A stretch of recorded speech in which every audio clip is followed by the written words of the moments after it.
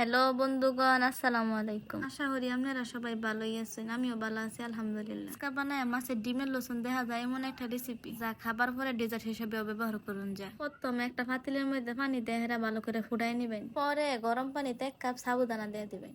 হুনোই না পারা বাইরা সাবুটা ভালো হয়ে সিদ্ধ হয়ে লইছে, নাইলে সাবু আপনার মুখের দিকে টক্কা মেরা ছায়া থাকবো। সাবুটা ভালো হয়ে সিদ্ধ হয়ে গেলে একটা চালনির মধ্যে ভালো হয়ে থাকবেন। পরে নর্মাল পানি দিবেন, নাহলে সাবু এই বাপে সিদ্ধ বেশি হয়ে যাবে। পরে আবার একটা পাতিলে ভাদ্র মাসের তাল লইবেন, আল্লাহ যাতে প্রসেস করা থাকে।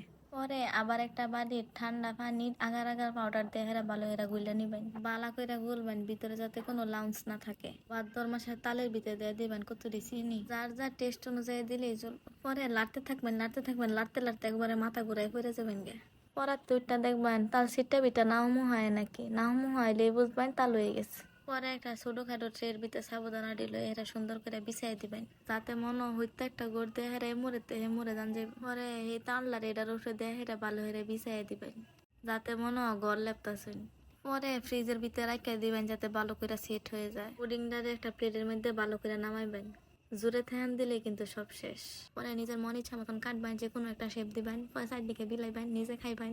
তাও যদি খাইবার না মন চায় তাহলে আঙ্গুর দিয়ে দিন, যে আঙ্গুর দিকে অনেক পাবলিক আছে। লাইক কমেন্ট শেয়ার দিয়ে আমার পাশেই থাকুন, যে আমার উৎসাহিত করুন যে সবাই ভালো থাকুন, যে আল্লাহ হাফিজ।